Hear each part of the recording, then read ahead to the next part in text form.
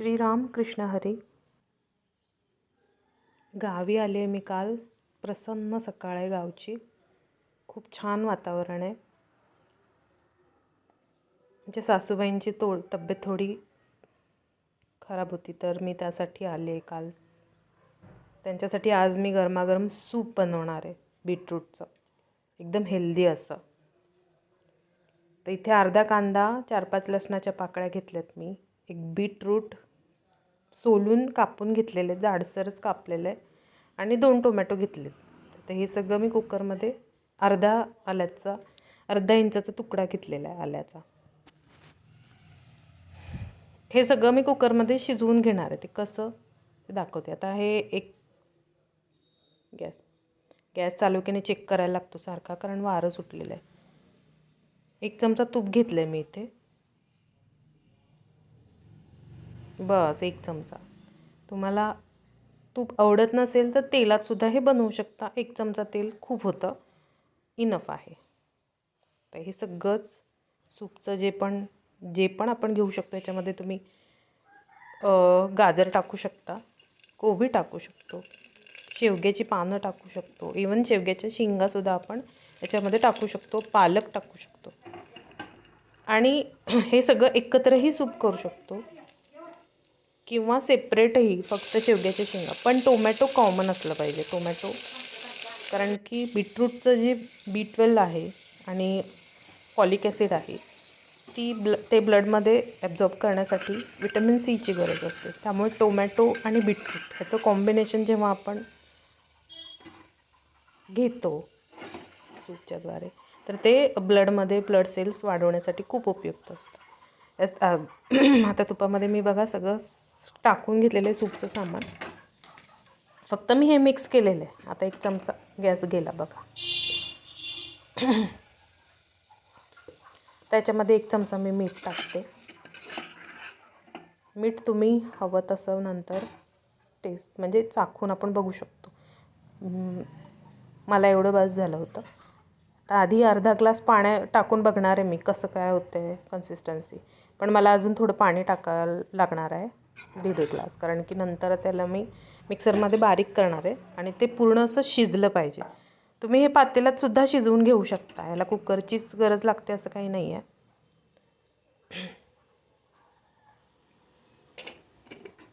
छोटा कुकर नसेल तर तुम्ही पातेल्यात सुद्धा करू शकता. आरामात होतं. तेवढाच वेळ लागतो. एक 10-15 मिनटामध्ये शिजून जातं. बीट कडक असलं तरी वाफेवरती पटकन शिजतं. आणि कुकर फुल गॅसवरती 3 शिट्ट्या केल्यात कुकरच्या. थोड्या बास होतात. कुकर थंड करून मी उघडून घेते. सगळं एका हातानेच चालू आहे, त्यामुळे थोडंसं मोबाईल पण हलतं. हे बघा, शिजलं आहे सगळं, एकजीव झालेलं आहे. कलर सेम झाला आहे सगळा अगदी, म्हणजे बीटरूट आणि टोमॅटो सेम दिसतं. दिसायलाही खूप सूप हे इतकं सुंदर वाटतं, लाल.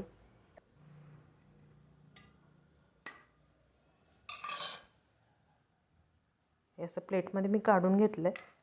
थंड करूया. हे थंड झालं की मिक्सरला बारीक करायचं. तर हे जे पाणी आहे तेही मी काढून घेणार आहे. त्याच्यामध्ये सुद्धा थोडंसं पार्टिकल असतील. त्यांना कसं गिळायचा प्रॉब्लेम आहे, थोडंसं अस्थमाचा प्रॉब्लेम आहे, तर मी सगळंच बारीक करते. थोडेसे भाज्यांचे तुकडे राहिले छोटे छोटे तरी काही हरकत नाही, आपण घेऊ शकतो. पण त्यांना थोडा प्रॉब्लेम आहे, तर मी हे पाण्यामध्ये काय असेल तर बारीक होऊन जाईल म्हणून हे पाणी आणि ते भाजीचे तुकडे असं एकत्र करून मी बारीक करणार आहे. पहिले आधी हे बीटरूट आणि टोमॅटो एकत्र बारीक करून घेतलं मी. बारीक झालेलं आहे पेस्ट. तर हे पाणी टाकून एकत्र मिक्स करते. एक स्पिन देणार म्हणजे हे मस्तपैकी एकजीव होईल.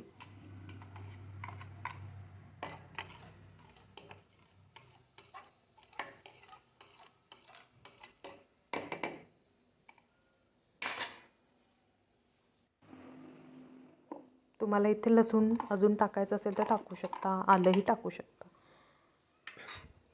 बघा मी मिक्सरवरती बारीक करून घेतलेलं आहे हे सगळं. इथे मी ही जाळी घेतलेली आहे, पुरण वाटायचीच जाळी. त्याने सुद्धा फिल्टर करू शकता. तुमच्याकडे ज्यूसचं फिल्टर असेल तर त्याने सुद्धा करू शकता फिल्टर. खूप बारीक जाळी नाही घ्यायची, मीडियम जाळी असते पुरण खिसायची, ती जाळी मी घेतलेली आहे. त्याच्यावरती हे मटेरियल सगळं टाकून फिल्टर करून घेते.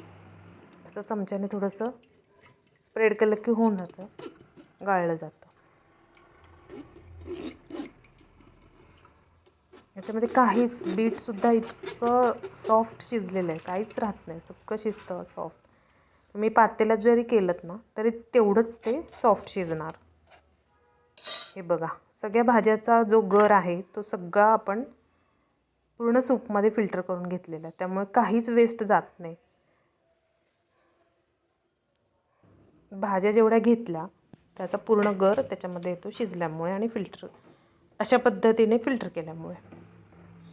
जर गाळायचं नसेल, न गाळताही तुम्ही घेऊ शकता. आता मी इथे उकळी आणते 5 मिनिटाची.